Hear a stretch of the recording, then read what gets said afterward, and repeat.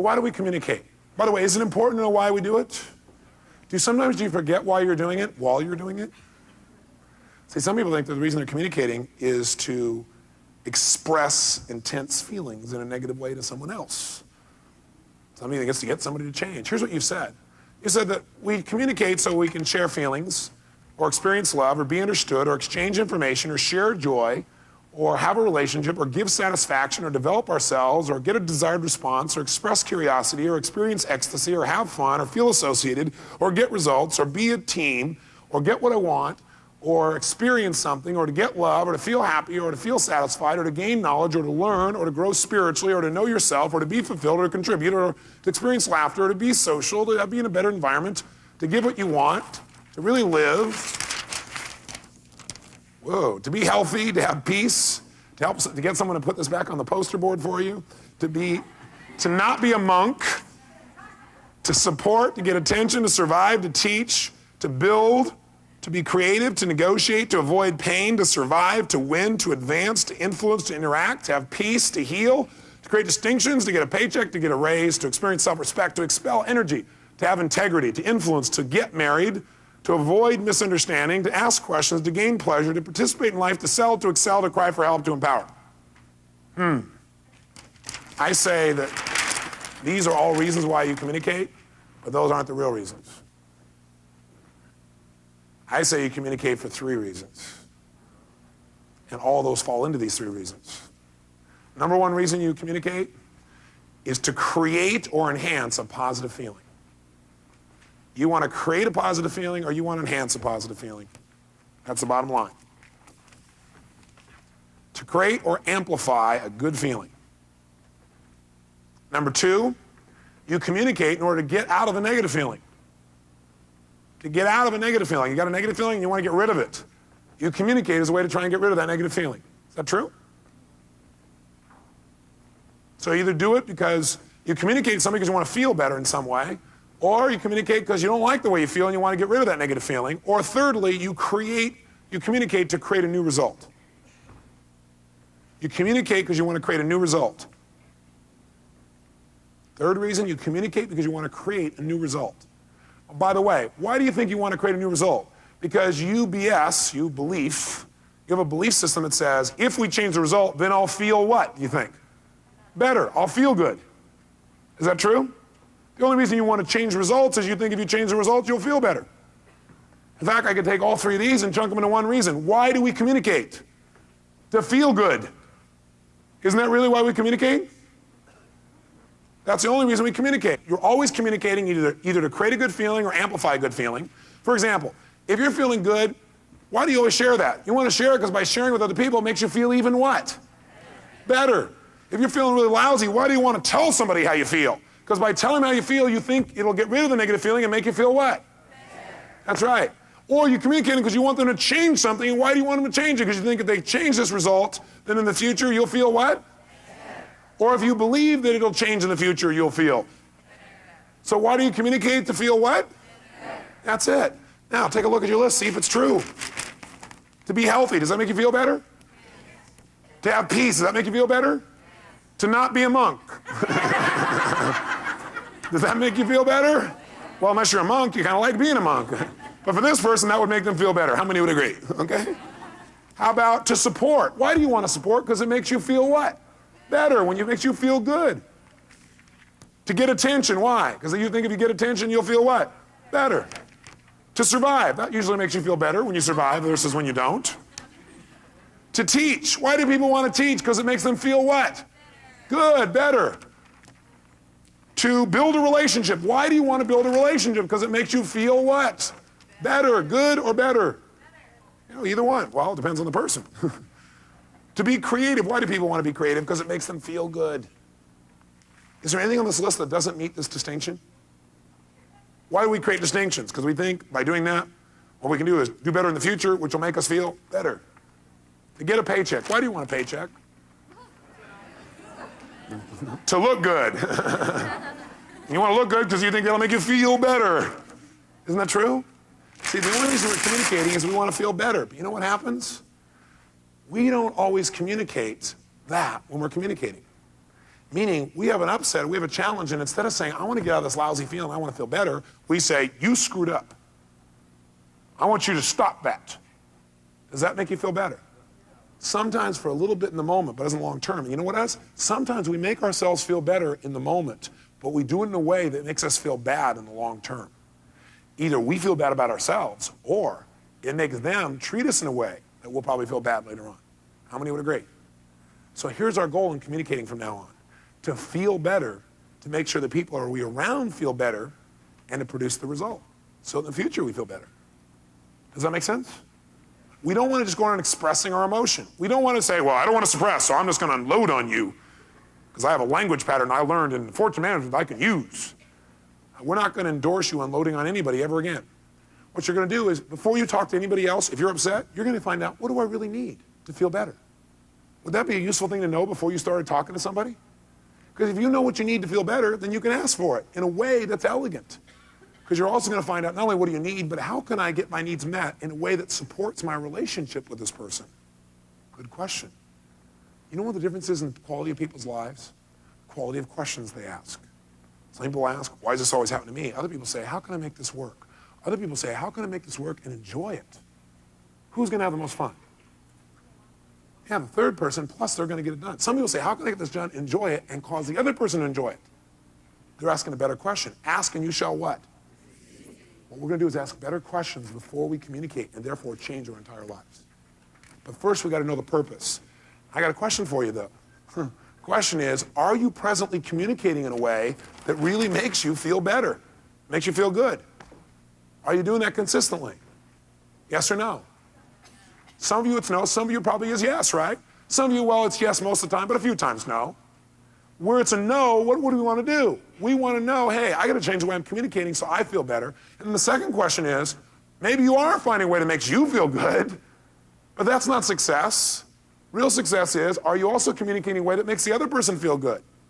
No, it doesn't always have to feel good the moment you say it. Sometimes feeling bad is okay for the moment, but in the long term, does that make the person feel good or bad? That's what we're really concerned with. We want to feel good. We want to make sure the other person feels good. This is our goal, okay? And if we're going to make that happen, we need to realize that communication works well except when we're stressed. The real time we got to deal with our communication is not probably day to day. It's probably, well, unless day to day we're stressed, I should correct that. When we're stressed is when we usually screw up our communication. How many would agree with this? So I have a question for you, and that's what I want you to write in your notes right now. I want you to be honest with yourself. How do you communicate when you're stressed? How do you communicate to people when you're stressed? And I want you to be specific. Listen carefully. Shh. I want you to write down all the ways you communicate, verbally and non-verbally. Write this in your notes. You cannot not communicate. How do we communicate not only with each other, but with anybody in the future if we have an upset? Because how many people are now clear that communication works really well until we get upset? How many would agree with that for the most part? Okay? That's when all of a sudden it gets distorted. So first of all, in your notes again, make a note. All upsets, anytime you're feeling upset of any sort, is the result of the meaning you associate to an expectation. In other words, all upsets are the result of meaning. You associate expectations that are not met to somebody else. Okay? So all upsets are the result of the meaning you associate to something. You're associating, your expectations are not being met because of someone else. Okay? Because of someone else. So, for example, how many of you have ever had an expectation that didn't get met, but you got over it a lot quicker, and you didn't really link it to anybody else? You're just like, well, I'm disappointed, it didn't work out. How many remember a time like that? But other times you've been upset and you've stayed upset, and usually it's because you've anchored the upset as the reason you didn't get what you want is someone else. And when you think it's someone else, you tend to stay upset a little longer. Make sense? So we want to move beyond that. So to change your life, to change your communication, what you really got to do is change some of your belief systems about what can create upset in your life. You got to change some beliefs about communication itself. Did you go and change clothes on us? My gosh, you had a great lunch, huh? Okay. That's right, this woman knows how to have lunch. Okay. So to change your life, follow this woman to lunch. No, to change your life, change your communication by changing your belief system. So what I thought we might touch on are some core beliefs. Remember I said the other day, or this morning actually, the other day, it felt like the other day. I said this morning that how we interpret things, the meaning we come up with is based on what we focus on. But even what we focus on is usually based on some of our beliefs. And people that are successful are people who develop beliefs so that when the inevitable challenges happen, where people do things like, don't meet your expectations, which, is that going to happen again, yes or no? Yes or no? Yes. Yeah, is it going to happen more than once, yes or no? Yes. It's part of life. So part of what you do is you begin to share your expectations in advance and see if people can meet them, if they agree, and if that works for them, instead of just expecting everybody to know what you expect. The other element, though, is if we can begin to adopt some belief systems that help us to interpret people's behaviors, then we'll have a lot less upset. So let me offer you 5 or 6 core beliefs that people who seem to have great relationships seem to have in common, beliefs about human beings and how human beings behave and how they communicate. And those beliefs are the following. Number 1, write down, people are not their behaviors. People are not their behaviors. We're not just merely our behaviors. If people do something, if somebody does something, that is not who they are. It's what they're doing in this moment. Now, if you need evidence to really believe this, just look at your own life. How many of you have ever done something that really isn't you? You did something after, you're like, I can't believe I did that. I can't believe I said that. That's not me. How many have ever done this? So when somebody does something, instead of going, how could they do this to me? Or that person did this, therefore they're a bad person. What you really want to do is say, I don't agree with their behavior, but I still love the person. Same thing is true, by the way, in helping your children to make changes. If you want to be a great parent, you don't correct your child, you correct the behavior. It's very important that we separate behavior from who a person really is. Hopefully we're a lot more than just what people notice physically about what we do. Hopefully we're spiritual beings, right? What we are is a lot more than what we demonstrate at times. We got to remember that. So when somebody does something, you go, they're a bad person. They're not a bad person. They got some bad behavior, and your interpretation of it at least. Okay? People are not their behaviors. Get upset with the behavior. Separate behavior from people. So if I'm giving feedback to my kids, I can get real intense. I can come in and say, you know what, this does not work for me. What you just did there, that doesn't work. That behavior is totally unacceptable. You know it. We got clear agreements on that. And I love you, but I will not settle for that behavior. And I know that you're much better than this, so I need you to make this shift, or you won't do that. Okay? But I correct the behavior, not the person. Otherwise, the person feels really beat up. You can separate the two clearly. Second core belief. There is always, yes, always, a positive intent behind all behavior. There is always a positive intent behind all behavior, even behavior that looks negative. There's always a positive intent behind someone's behavior. So let's take the example of the lady here who was willing to share earlier. She said, this person, she's trying to communicate with this man and she can't get through, and he does these different things, and none of us know the content of what he does, but he does certain things that really upset her, obviously. Now, I don't know what things those are, but let's say he spoke harsh, or he will not get close to you. I'm saying there's a positive intent to him not getting close to her. Is that because she's a bad person? No, what I'm saying is his behavior is trying to do something good, and what it's trying to do is protect him from pain or give him some pleasure. And I would hallucinate, he's probably trying to protect him from some what? From some what? Pain. How many would agree, probably guess if we were going to hallucinate, that's probably it.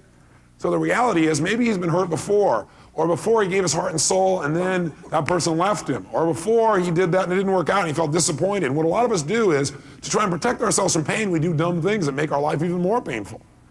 So instead of making him wrong and say, he's such a shallow person, he doesn't commit, he's horrible, what you might say is, God, I massively disagree with his behavior, and I wonder what the intent is in his subconscious mind. What is it this brain is trying to get him by being this way? All right? Maybe it's trying to protect him. Maybe I need to show him he doesn't have to be protected by me, that I'm not going to hurt him. Does this make sense? So what about somebody trying to commit suicide? Is there a positive intent there? Committing suicide? You better believe there is. That person's brain is saying, you know something?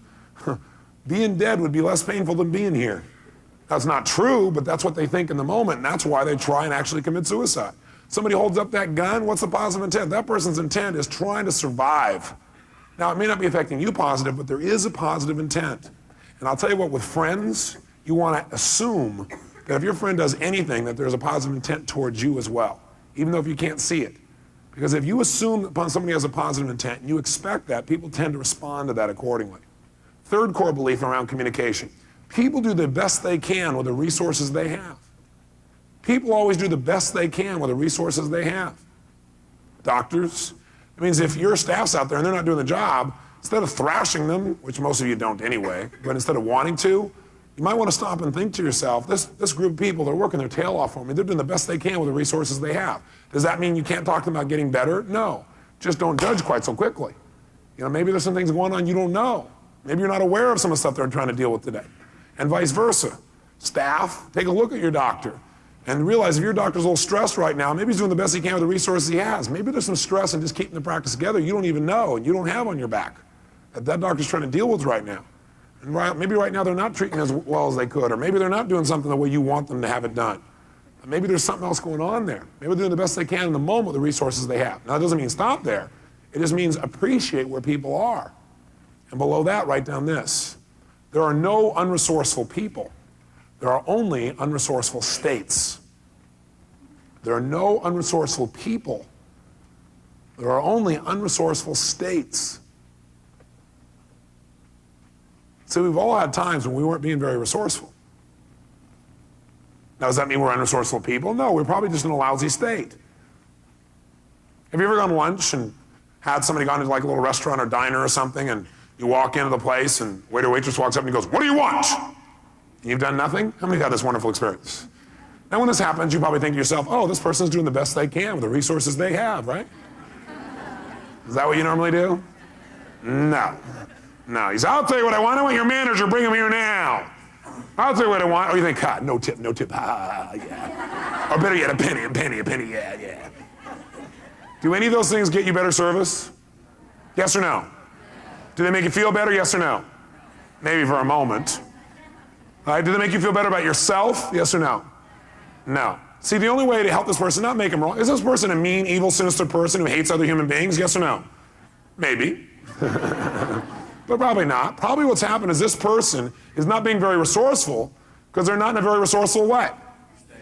What if you help them to change their state? You think they might treat you differently? Yes or no? So, by the way, have you ever treated somebody in a not so great way because you weren't in a great state? Yes or no? Better believe it. So what you want to do is you want to have a little more compassion.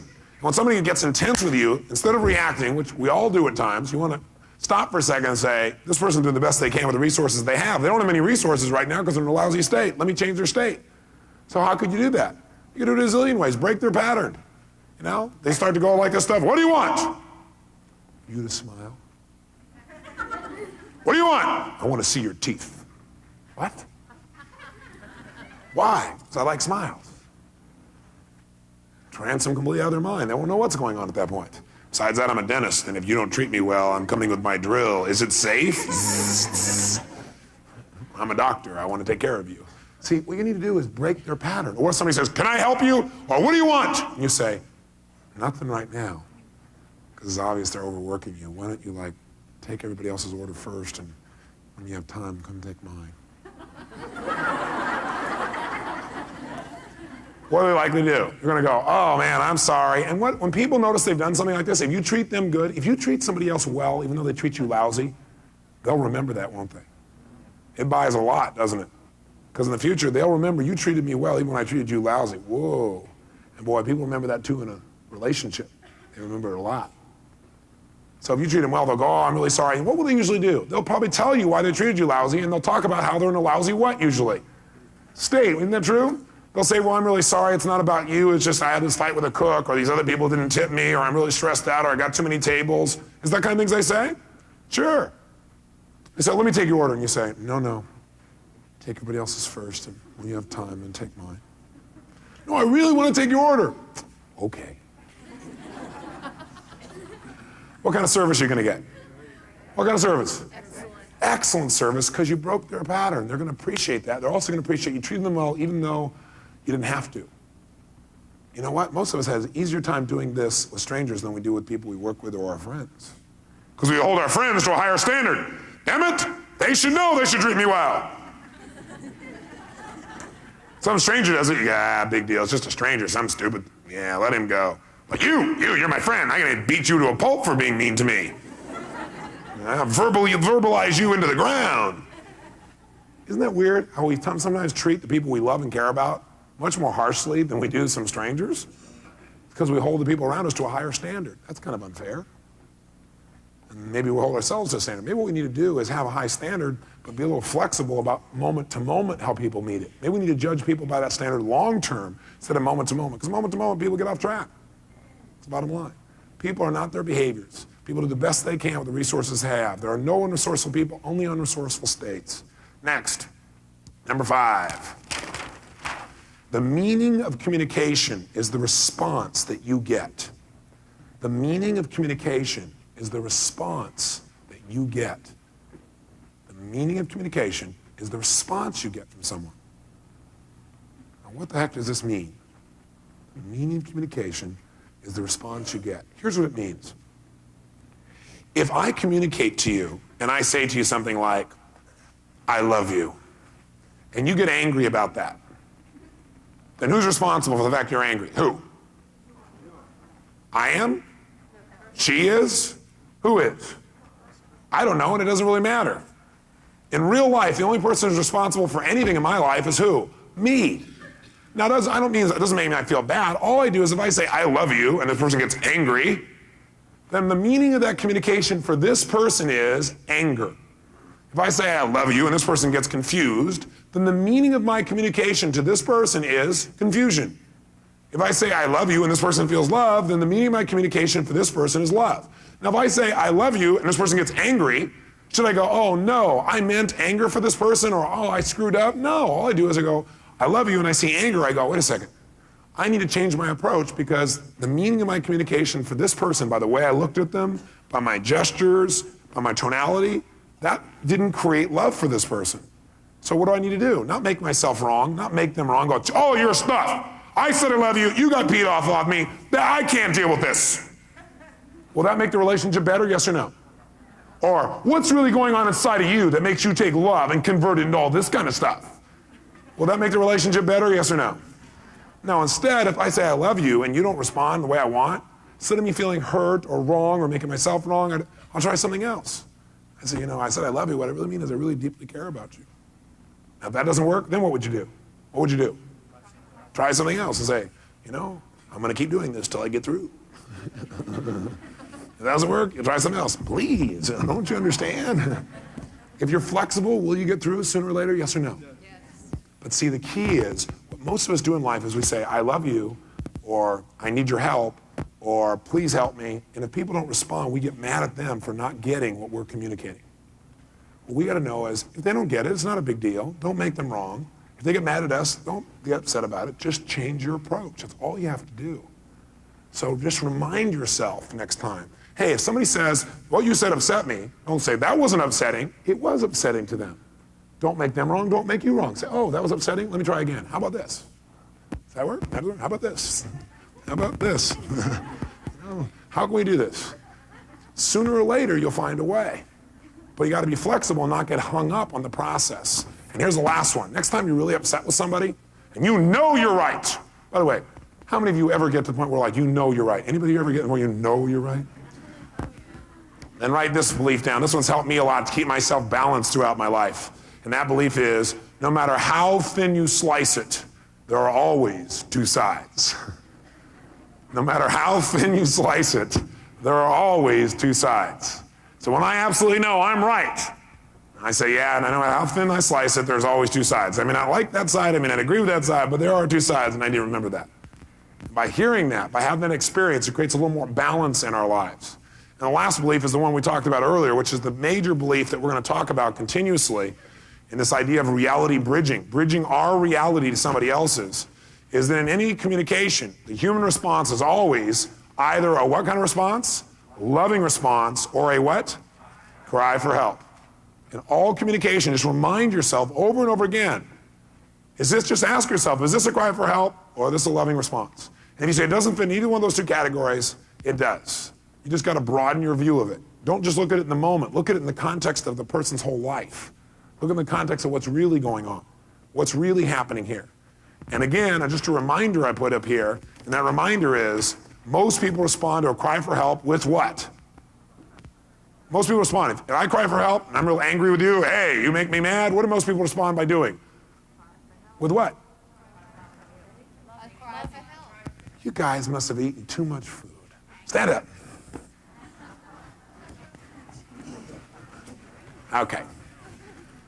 Let me offer you a possibility. How many believe you get out of things what you put in them? Ah, good.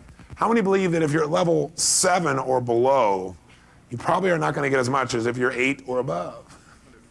Ah. How many would agree that sometimes after lunch one becomes sluggish? How many would agree that if you just sit and listen to me, you won't remember anywhere near as much as if you sit, listen, and take notes? And also, you won't get anywhere near as much as if you sit, listen, take notes, and respond. I know you know the answers to these things. You know why I harass you and make you respond? So that by doing that, it makes you drive the thought deeper. It's like if all you do is hear it, it makes one little impression. If you hear it and you write it down, it makes a deeper impression. You hear it, write it down, and you respond, deeper impression. You hear it, write it down, respond with energy, your whole body's going, and the tape recorder inside you, the emotional recorder, will get you to really remember this stuff. And I'm committed to having you not just know this stuff, but to have you actually remember it and have it eventually affect how you behave. So in order to do that, you gotta have a lot more energy than you got right now.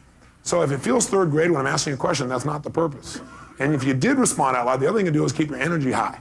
How many people willing to absolutely do that and keep your energy high and hold yourself to a higher standard after lunch, as high or higher than before lunch? Say aye. Aye. Great. As I was beginning to say a moment or two ago, most people respond to a cry for help with a what?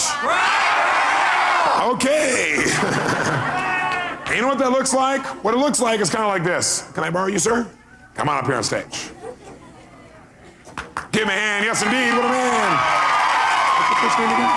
George. Here's George. So let's say George and I, we have different realities.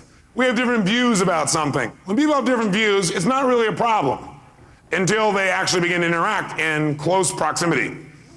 Because we have different ideas of reality, we may get a little stressed. Because his idea of reality may infringe on my idea. Because I think my reality is here. This is my spot. And he thinks his is over here. We got a bit of a challenge. We call each other Saddam. Okay? So what happens? We need to bridge our reality. But if we don't, what happens? Let's say I kind of step on his toes accidentally. Okay? What does he probably do? He moves away. If I keep on doing it, what's he do? He says, you're kind of big. I'm just going to keep moving away. Now, some people have a different strategy. That is, if you step on some people's toes, what will they do? They'll step back, right? And so what happens all of a sudden, you go, hey, you can't do that. This is how it is. And what do? Bring your fist out here. They do the same thing.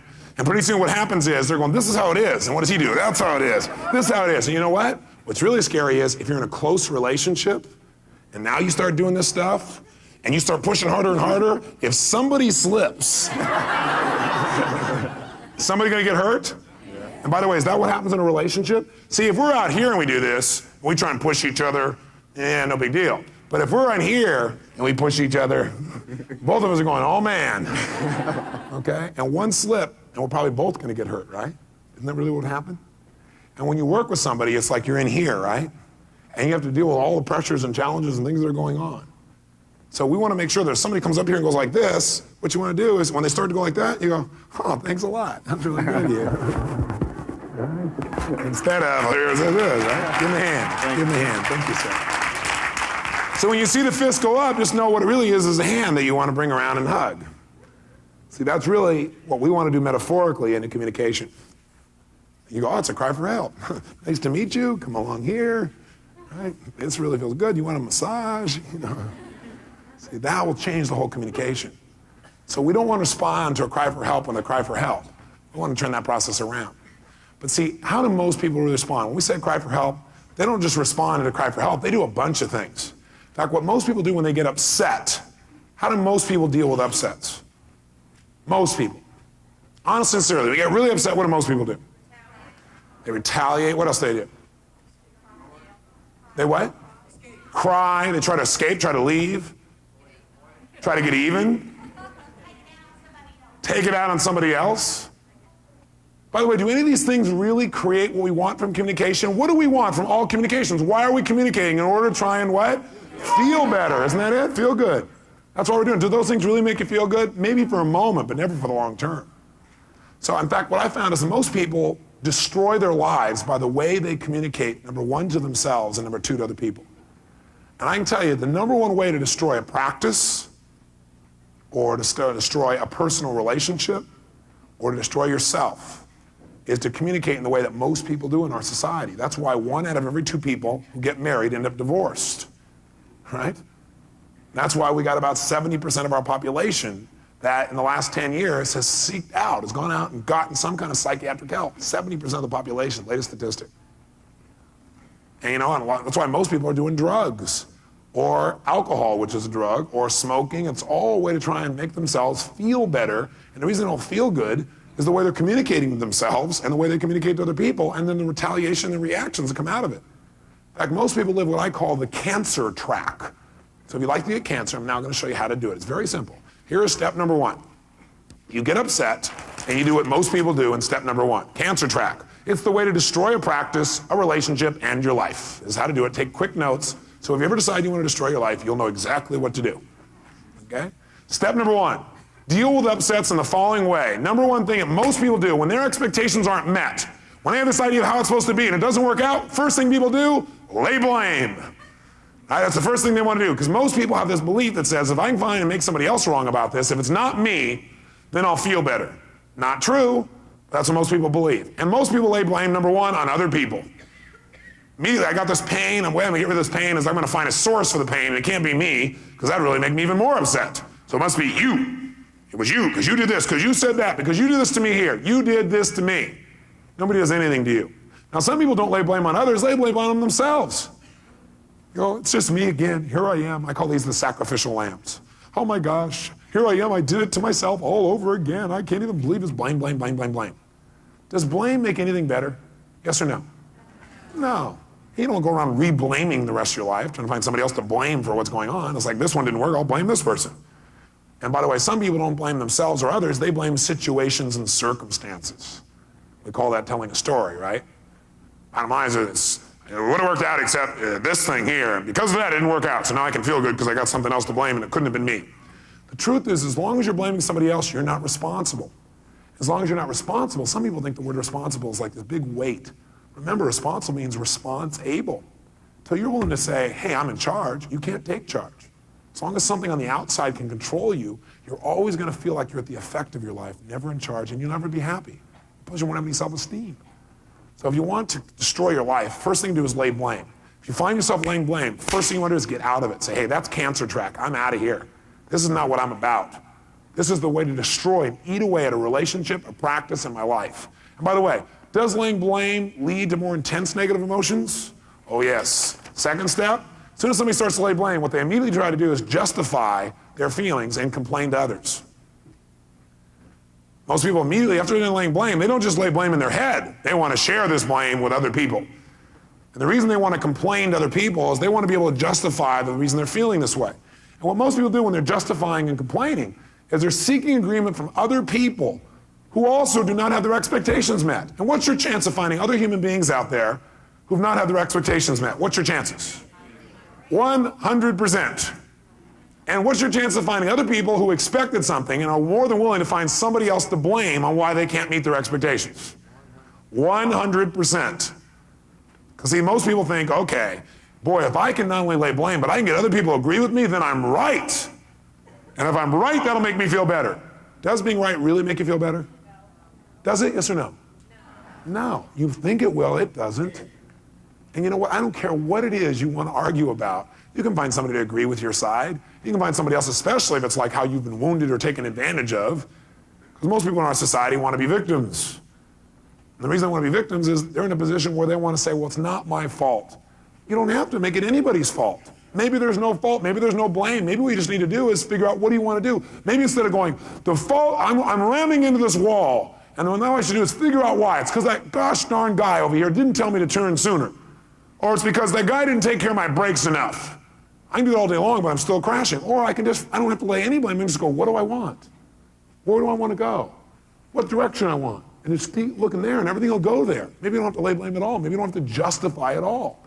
Maybe if you hit the wall, what you need to do is, instead of sitting at the wall going, whose fault is this, is go, where do I want to go? Because the longer I'm sitting here going, whose fault is this, I'm losing time. I'm not going to win this race if I sit here and try and find someone to point the finger at. What I got to do is point the finger in the direction I want to go. Whole different game. So most people are out there justifying and complaining, and what they do is they begin to do what we call subgrouping, right? We all know what that is, or a good number of us. What is subgrouping? Subgrouping is when you have an upset and you share it with someone who doesn't have anything to do with it. Now you go to somebody else who can do nothing about it and you tell them how upset you are. So you come along and you go, Tony, Barbara, man, you know what? Every time I get around her, she does this. I mean, did you ever notice that? Did you ever notice how when she walks in the office and stuff, she gives you that look? Did you ever notice that? Or you ask her to do something, she doesn't follow through. Doesn't that just piss you off? Pisses me off. And before Tony ever thought about it, but he goes, yeah, you're right. I remember a time when she did that. See, what you do when you give information to the people like that is you become a cancer. Because now you're taking your pain and you're multiplying it through others.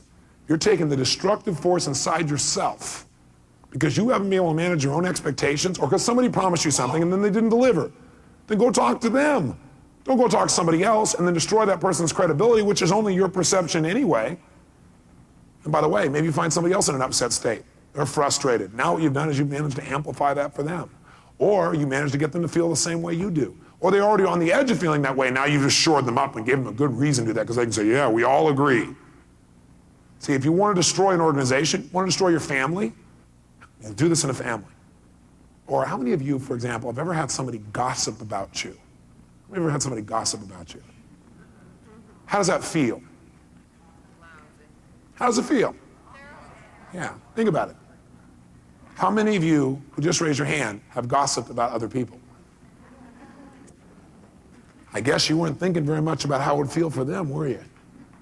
Now, you and I are better than that, right? But we've all been guilty. We don't want to be guilty anymore. We want to catch ourselves and stop that, because that is a cancer. I'm using that word very strongly. It is a cancer. And like a cancer, it starts multiplying like crazy.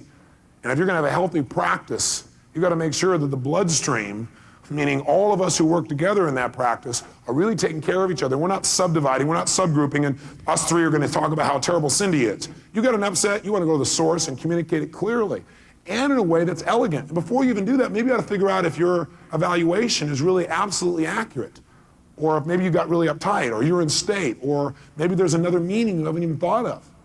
Maybe you ought to do that. And if somebody comes to you and tries the subgroup with you and says, so-and-so and so-and-so, what I would do with that person is I'd say, I suggest you go talk to that person, but I suggest first you think if there's any other possibility. Because it sounds like what you said is true, but maybe it's possible something else is going on you don't know. But if I were you, I'm not going to talk to you about that. Go talk to that person. But before you go make them wrong, I'd think about what do you really want? And how can you get what you want in a way that supports them too? See you around. And by the way, if you want to come subgroup with me, it ain't going to happen. Because I don't let cancers fester in my life, and I certainly don't contribute to them. Third major thing people do, resent and brew. First they lay blame, then they complain and justify and try and find somebody else to back them up, and then they resent and brew. What do? They feed on their focus of the worst possible meaning about that person. And they talk more about it, or they just think about it, and they get more madder and madder and madder, like watching a movie over and over and over again, or listening to a record over and over and over again until you've had it with the record. Until finally what most people do at that point is then they go confront. They go, hey, listen, I don't resent, I don't keep it inside, I confront people! Great. You confront people and that makes it better? Well, I tell the truth. Truth is you're a scumbag, and I'm just going to tell you to your face, not like all these other people talking behind your back. Does that make it better, yes or no? No, it doesn't make it better, and you get to feel good because you go, hey, I'm not hiding my feelings. I'm being straight about my feelings. Yeah, you're being straight and stupid. Right? You're going out there and you're not managing your emotions at all. What you're doing is venting on somebody else because you don't have enough intelligence to manage your own state. Now I'm being harsh, so you remember this. You don't want to do this to yourself. You're better than this. And most of you don't. But you know what some people do? Is after going through all this stuff and then confronting, they don't end there. They give up after a while and seek revenge. They give up trying to get the person to change. And you know what they usually say if you talk to them about it? Hey, I've tried everything. I've confronted him and it didn't work. No kidding. And you couldn't have figured that out before you started if you came up and tried to make somebody wrong and tell them how terrible they are and how you want them to change, and you didn't give them anything in return, and they didn't change, and you're really surprised. All right. See, but what they say is they use that as an excuse and they just give up and they seek revenge. Now, they don't always do it deliberately. They do it unconsciously, don't they? They suppress their feelings, go, oh, it's not even worth talking about, it's too much hassle, too much whatever, and then all of a sudden the person wants something and they conveniently forget it. Not consciously, they just somehow forgot it. You know? Or they don't try as hard, or they don't give 100%, or they withhold a little bit of the emotion. It's kind of like a way of like grabbing that person's heart and squeezing it real good. How many have ever seen other people do this? I know you've never done it. How many have seen other people do this? Yes, I had a feeling that may be true. So what we want to do is remember something. Write this in your notes real big. All communication either builds or destroys. Every communication you make is either building your relationship, building this person up, or destroying the relationship. You're either climbing or you're sliding, growing or you're dying. There's no in between. There's no plateaus when it comes to communication. So what you need to ask yourself before you communicate to somebody is this communication going to build my relationship or destroy, denigrate my relationship? And you want to make sure you don't fall into this category. And if you catch somebody doing these things, if you're a friend, you got to pull them aside and say, hey, I love you. You can't do this. Because who do you think this hurts the most when you do these 5 things? Who? Yeah, yourself. By the way, do real physical cancers come from taking an emotion like anger and resentment and hanging on to it for years? Have they documented that emotional response? Yes or no? There's a lot of it out there now. So when I say cancer, I'm not talking about just metaphorically. I'm talking also could be physical. What's the alternative? Well, the alternative is to never get in this place. And the way you never get in this place in the first place is you don't allow yourself to gossip. You don't allow yourself to do any of these things. But you also, inside your head, you make a decision that you're not going to participate in that kind of communication, period. It's like, how many of you have certain things in your life you would never do? There's just no question, you just would never do it. You got something like that? How come you'd never do it? What's something you would never do? Raise your hand and tell me. What's something you would never do? Jump out of an airplane. Okay. Why not? Shh. Because he doesn't need to do that. Because he also associates a lot of what would come from that probably? Pain. Somebody else. What's something you would never do? Never what? Never do illegal drugs. Just legal ones. Okay. But I never do those illegal ones. Okay. Why not? Why not? Because it's illegal. Okay. It's also unlawful, right? So the bottom line is she thinks if she would do something illegal, she would lose a lot of self-esteem. It would be a lot of what for her again? Pain. Somebody else, what's something you would never do? You'd never do it. What? Kill someone. Why not? You've threatened to, haven't you, in the past? You didn't give them that life, you can't take it away. And if you were to kill someone, what would that do to you? That would make her sin, make her feel this pain. So you have to get to the point where you say, I'm just not going to do those things, and if I catch myself doing it, that is just not who I am. How many would agree that laying blame, that putting yourself in a position of trying to justify and complain to other people, and trying to seek their approval or their acknowledgement, or they're making you right, going out there and resenting, confronting, and then just giving up, how many agree that those approaches are destructive to your life as well as anybody you be in a relationship with? How many agree it's something you really cannot do if you want to have a healthy lifestyle? That what you got to do is make a decision. When you make a decision, remember what the word means. Decision's like incision. Its Latin root comes from to cut off from. When you decide, you cut off any other possibility. You got to know what the price is if you don't do this, and be aware of it. If you're real clear about that, you won't do it anymore as long as you have an alternative. And if you have a way to deal with things quickly. And here's what the alternative is. The alternative is build a bridge, an emotional connection between yourself and the people that you're around. You want to build the reality bridge. In other words, a way to bridge through any problem that ever comes up between you and another person. Let me explain what I mean by this. I have the good fortune, I can tell you, of having a large number of incredible friends. And those friends and I have gone through all kinds of things together, stressful things, but the friendships have been constant, no matter what. How many of you have a similar set of friends like this? Great. The question I have for you is it true if I were to say about those friends you just thought of, that nothing, virtually anything, could ever really mess up your relationship in the long term with this person? How many would agree with that? It would take, I don't know what it would take. I don't know what could happen. It's just the bottom line is we have decided to have this connection. And you know how I do it? I don't know how you do it, but I bring it to your attention. As I decide who somebody is in their heart, once I know who that person is, I never again question their intent. Never. I may get upset with their behavior, but never their intent. I always know that they care about me. I don't ever go, well, they did that, and that must mean they don't love me, or they don't respect me, they don't whatever. They just do that, and that annoys me, and I need to communicate that. Or if somebody may say, this person said this and this about you, Tony, and it's my friend. You know what my first response is? Since I have a bridge with them, I know who this person is. It's not true. Someone here is distorting this, or they're deleting it, or they may not have any negative content. They may have no negative intent, but the person who's telling me this doesn't know the whole story. They couldn't, because that's my friend, I know who they are. Or even if my friend did say this, the bottom line, they just must be stressed out of their mind. That's not how they really feel. While I don't appreciate it, I still love them because I know who they are. We're connected. We have a bridge between us. If I ever get off track, all I gotta do is clear the path to the bridge, and we can really connect again. That's the bottom line. So once I know who my partners are here. And I know who Dr. Gary here is. If something happened with Dr. Gary, or I can hear an upset about that, and I just come right back to where I am with Dr. Gary because I know who he is. Personally, I know he cares about me. I know who he is as a person. I know he's a good person. I know he loves me, I love him. So boom, we can be right back there in a heartbeat. All I gotta do is choose. I never do anything that would ever cut the bridge.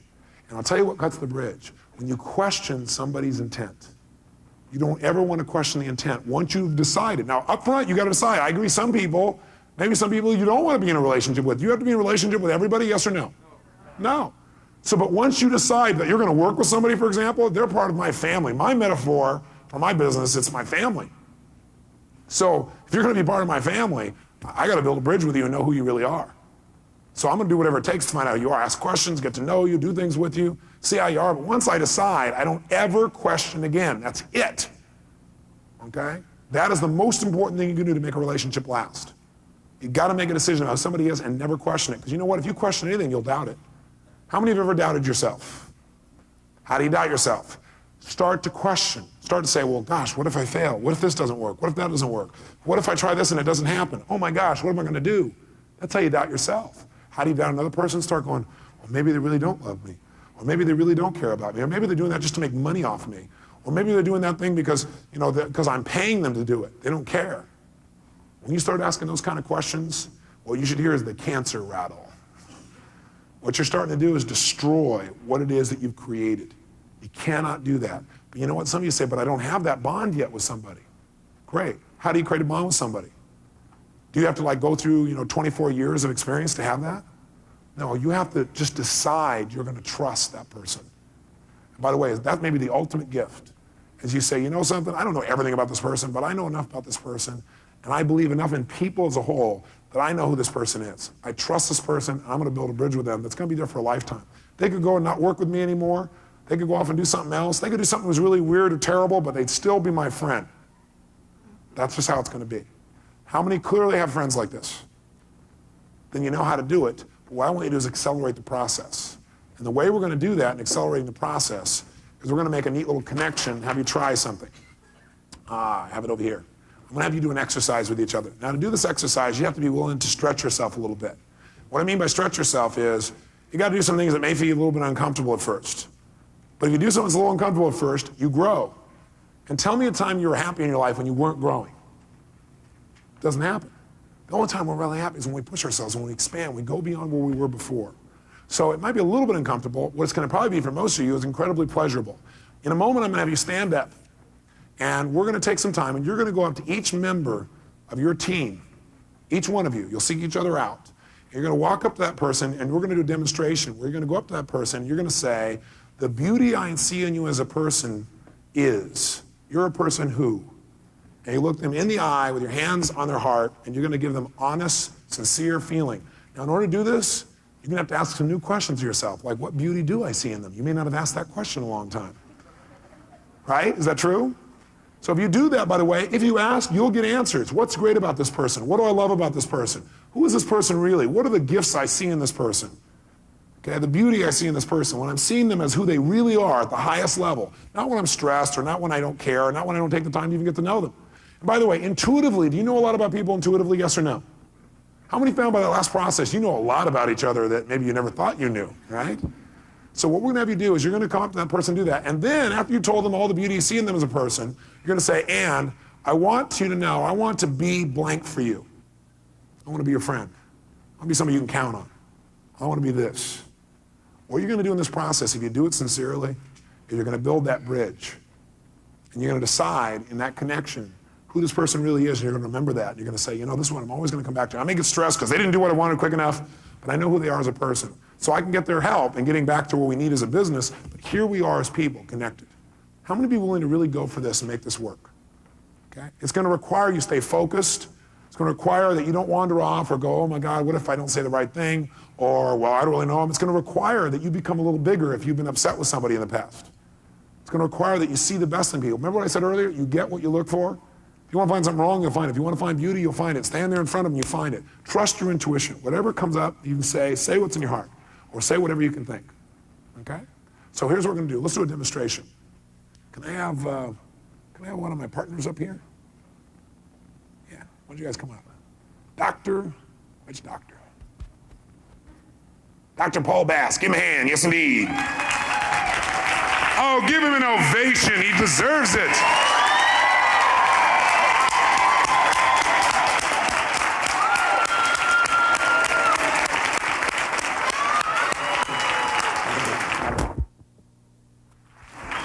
So here's how it works. We'll do a quick demo for you.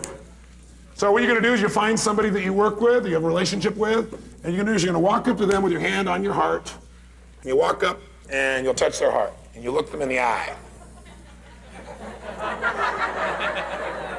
Yeah, a little connection, huh? Because where should the bridge be connected? At the heart.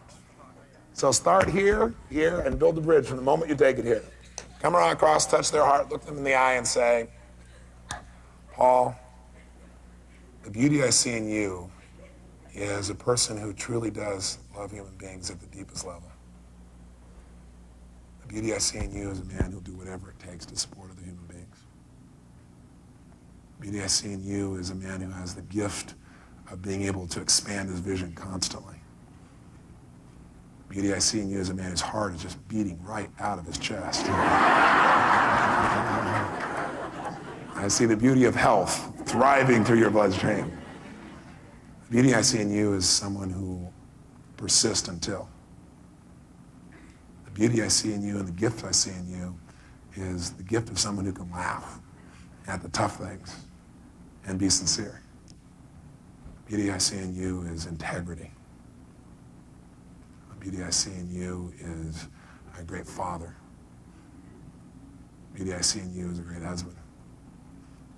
The beauty I see in you is just a multidimensional man who is constantly growing. I see the beauty of growth in you every day I meet you. The beauty I see in you is a man who has tremendous humility, who could very easily be a person who would have an ego out of control, but who always balances that out, feels proud of who he is and deserves to, but doesn't have an ego that's even slightly out of control. One of the most balanced people in that area I know. The beauty I see in you is a human being that I know I can count on no matter what.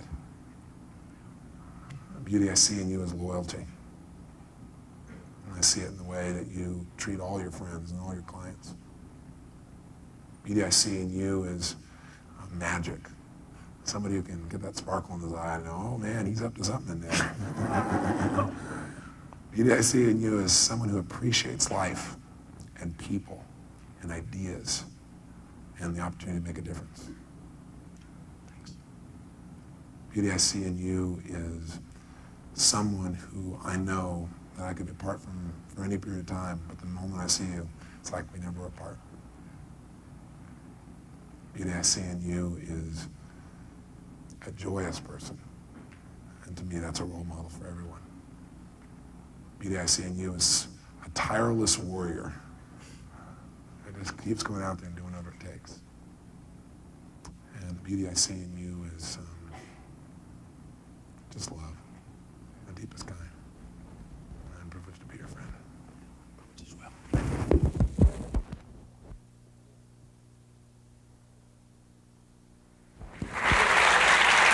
And briefly tell him what you want to be for him. So Paul, what I want to be for you is I want to be somebody you can count on. Somebody that'll always be there for you, support you. I want to be for you somebody that'll challenge you, because I know you appreciate that. I want to be for you somebody that, if you ever just need somebody to talk to, I'm there. I want to be somebody for you who can be a role model for you, not because he's better, but in some areas, and somebody who can be your student also.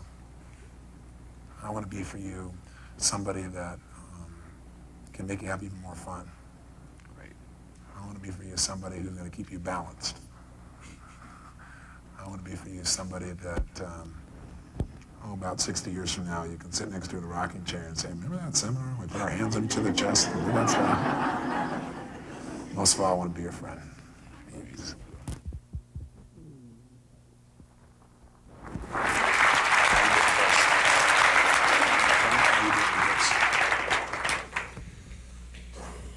Tony, the gifts that I see in you are a tireless commitment to people.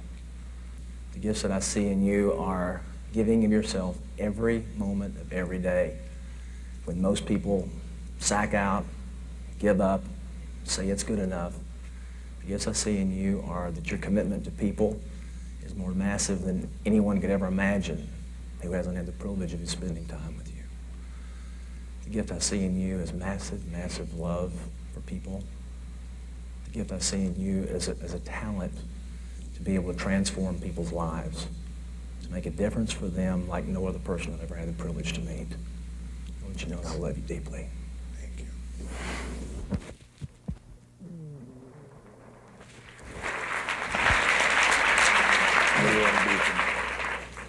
And Tony, what I intend to be for you is a tireless partner. What I intend to be for you is a person who, in one of the entities that you're involved with, keeps you moving even more rapidly than you can imagine at this point. What I want to be for you is a person who sources one of your activities to move out and actually impact healthcare throughout the world. And that will happen. You're right. I love you. Love you.